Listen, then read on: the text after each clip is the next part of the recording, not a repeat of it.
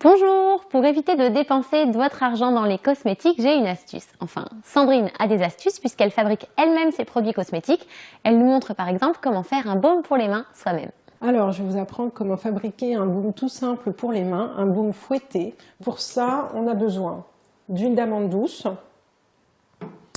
d'huile de coco, moi je la prends fractionnée, mais vous pouvez très bien l'acheter en magasin bio solide et puis ensuite la passer sous l'eau et l'intégrer à votre préparation, de la glycérine végétale et puis de la cire d'abeille. Et juste parce que j'ai envie qu'ils sentent bon, je vais prendre de l'arôme alimentaire, de l'arôme de banane.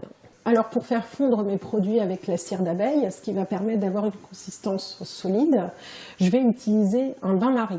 On va commencer par tout désinfecter à l'alcool à 70 degrés non modifié.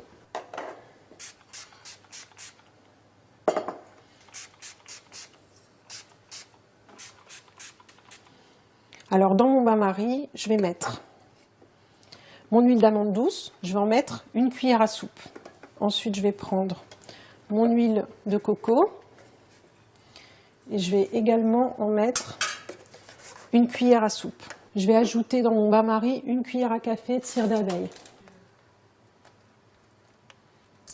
On va laisser fondre notre cire d'abeille. Pendant ce temps-là, on va préparer notre glycérine et également notre batteur de cuisine.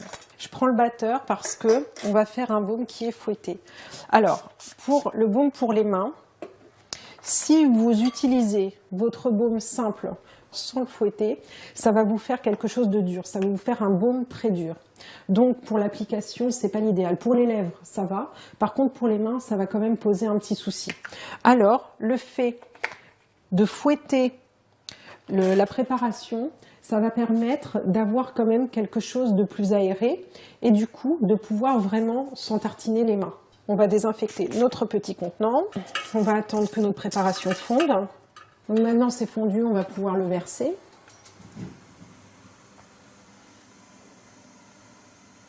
Voilà, alors là, il faut faire très attention, ça fiche tout de suite.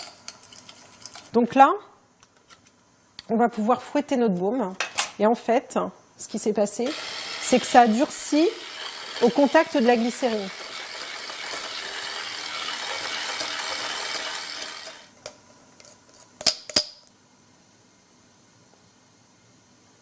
Comme c'est un baume, on va rajouter de la vitamine E, quelques gouttes, c'est pour la conservation. Et on va touiller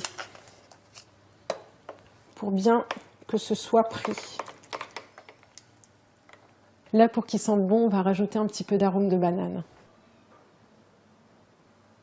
Donc là, on peut en mettre plusieurs gouttes. Après, il faut voir, il faut sentir et voir ce que ça donne.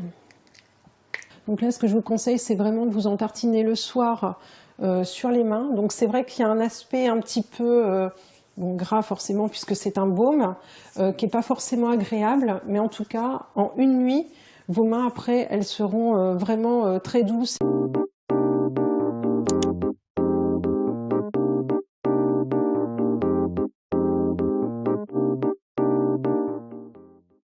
Ce que vous pouvez faire aussi, c'est après en avoir mis, vous mettre des gants de coton pour passer la nuit, pour pas que ça colle partout.